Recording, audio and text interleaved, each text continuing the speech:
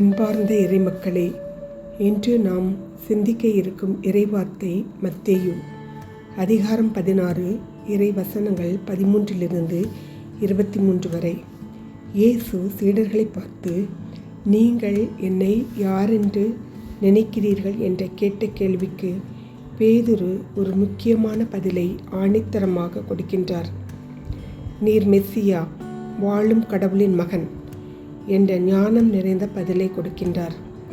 இந்த பதிலுக்கு ஆண்டவர் இயேசு பேதுருவுக்கு விலைமதிக்க முடியாத பரிசை கொடுக்கின்றார். அது மோட்சத்தின் திறவுகோல். இந்த திறவுகோலால் திறக்கவும் முடியும், பூட்டவும் முடியும்.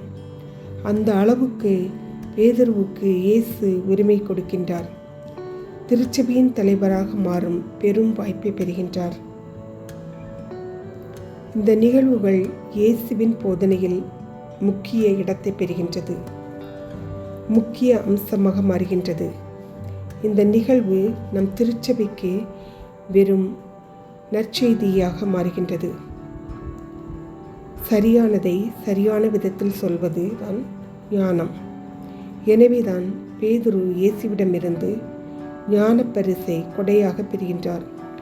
இந்த ஞானம் பேதுரு வழியாக வெளிப்படுவதில் இயேசு பெருமிதம் கொள்கின்றார். இயேசு சீடர்களை பார்த்து கேட்ட அதே கேள்வியை நம் ஒவ்வொருவரையும் பார்த்து கேட்கின்றார். என்னுடைய பதில் என்ன?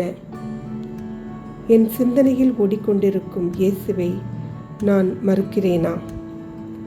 நான், எனது என்ற சிந்தனை என்னை விட்டு எப்பொழுது அழிகின்றதோ அப்பொழுதுதான் நான் இயேசுவை யாரென்று கண்டு கொள்ள முடியும். இயேசுவை நான் யாரென்று கண்டு கொள்ளும் பொழுது என் இதயம் பரிசுத்தமடைகின்றது.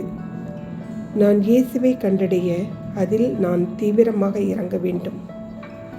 என்னுடைய செயல்கள், பேச்சுக்கள், என் நடை, உடை, பாவனை அனைத்தும் இயேசுவாக மாறி நான் இயேசுவை முழுமையாக கண்டடைய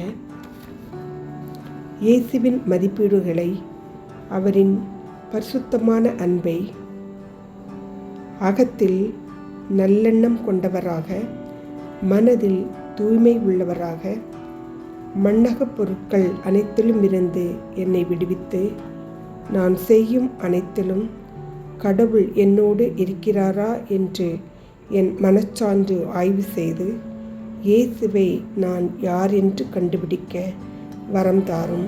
ஆமென்.